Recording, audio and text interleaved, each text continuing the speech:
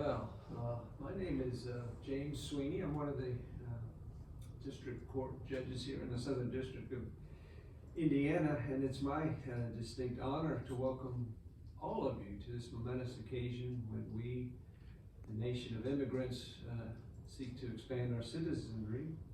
And I look forward to soon welcoming each of you as my fellow Americans, the newest citizens of our ranks. But first, we must administer to you a solemn oath, an oath that requires much of you.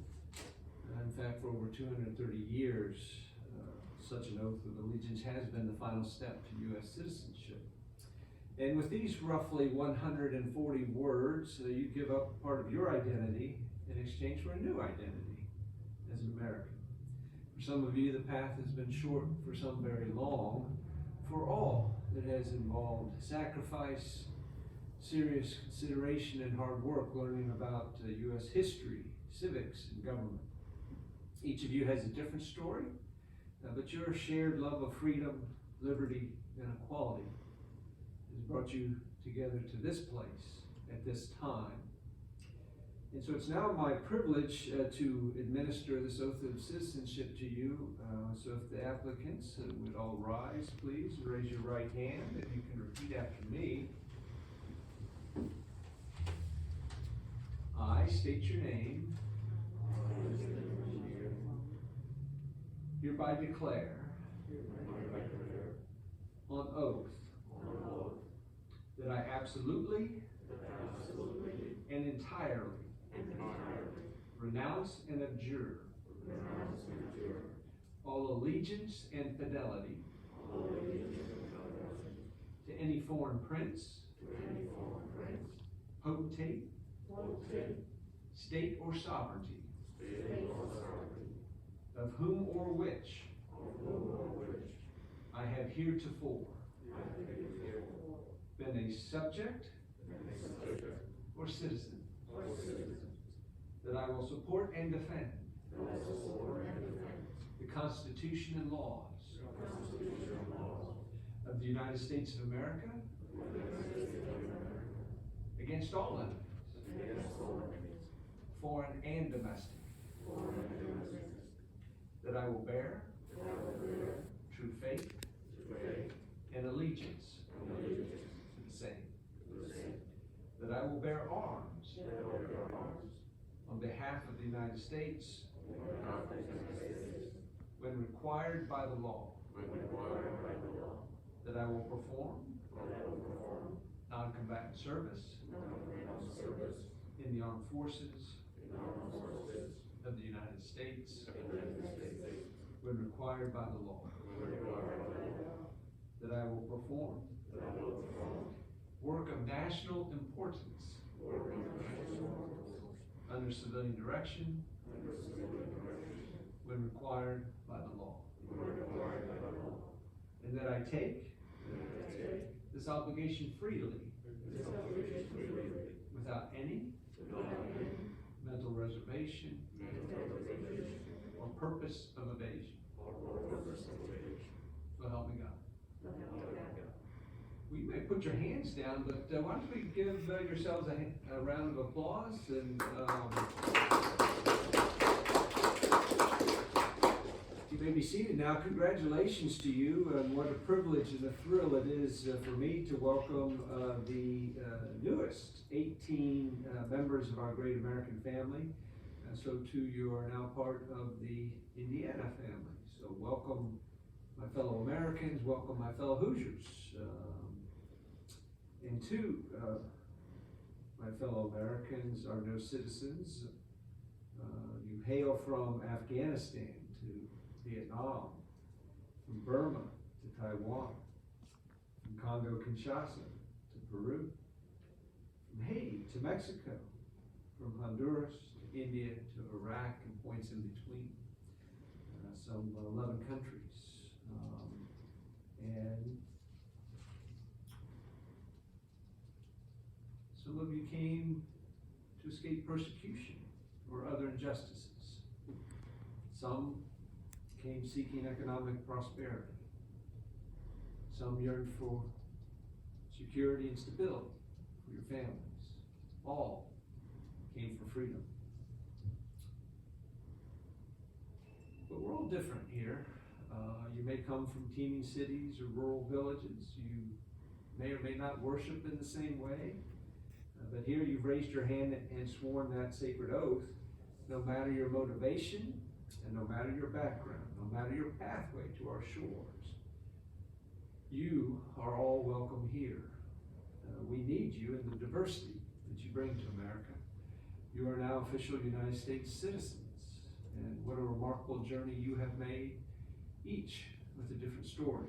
And as of today, your story is forever woven into the fabric of this country as you have just earned prized possession of American citizenship. It is a high honor and profound privilege to become an American citizen. Our whole nation embraces you with open arms and joyful hearts. This is a day to be treasured forever.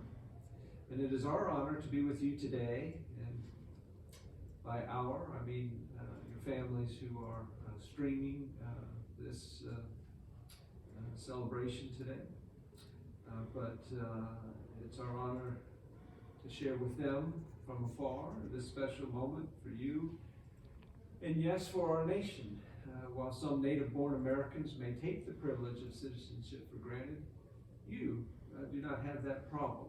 Each of you worked too hard for this moment to take it for granted. We followed the rules, upheld our laws, overcame adversity, and contributed to the strength, success, and vitality that is our nation. Now each of you stands here today as an inspiration to us all, and as a clarion call to others following in your footsteps, as they surely will. So congratulations are in order as you begin a new and amazing adventure. With the rights and freedoms that you enjoy as Americans, there is nothing that you cannot achieve. But citizenship also exacts a cost. Each year, nearly 1 million new Americans take the oath of allegiance and inherit a legacy of liberty and justice that generations of Americans fought at the risk of life and limb to secure and sustain.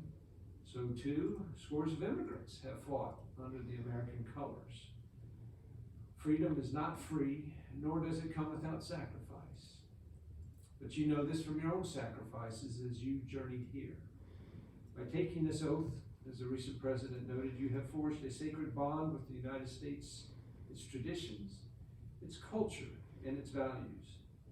This heritage is now yours to protect, yours to promote, and yours to pass on to the next generation, as well as to future immigrants.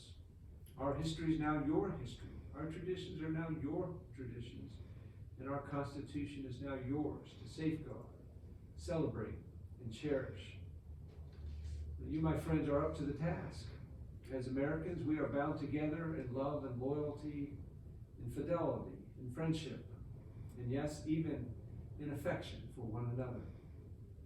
We must look out for each other, care for each other, and act in the best interest of our nation and our citizens, of whom we are all proud. The beauty and majesty of United States citizenship is its guarantee of equality of opportunity that draws no distinctions of race or class, faith or gender, status or background. To quote Adlai Stevenson, America is much more than a geographical fact. It is a political and moral fact, the first community in which men set out in principle to institutionalize freedom, responsible government, and human equality. In preparation for today, you learned about U.S. history. Now that history is your history, including the 3 words that changed the course of human history and government: we, the people. No matter where we came from, no matter what titles or degrees we may or may not have, no matter whether we are the first generation or the 10th, rich or poor, we are all equal here. We are one team. We the people, proudly saluting one grand old American flag. Indeed, gathered here is a great collection of individual talent and incredible diversity. It's been said that Americans do not fear difference, rather we celebrate it. Diversity is America's strength, its calling card, the coin of the realm. We, each of us, share a love of freedom. You have shared in the dream that is America. Don't shrink from your responsibility to carry that freedom dream forward. With the privilege of citizenship comes responsibilities, including the responsibility to leave America better than you found it upon your arrival. It is also important that you remember your heritage, the culture from which you came, while also embracing and adding your experiences to the melting pot that is America. And when you hear people complain about what they think is wrong with America, be bold, be heard, set them straight. Tell them why people from all over the globe are willing to leave everything they have and everyone they know to travel long distances and start a new life in America. Tell them why you did that. Tell them something you've learned in the course of becoming a U.S. citizen, something that you think is important about our history, civics, and government. Tell them about something Abraham Lincoln or Harriet Tubman did. Tell them about the rights pioneered in the Declaration of Independence. Tell them about the Bill of Rights. Tell them about what rights and freedoms are guaranteed by the First Amendment. Tell them about the freedom of religion. Tell them about our market economy. Tell them about the importance of the rule of law. Tell them about why you are a proud American. And so, my fellow Americans, again, congratulations and welcome to the family. You are now part of the dream that is called America, a 245-year experiment in governments by the people and for the people. We are so proud of you, so fortunate and honored to call you Americans.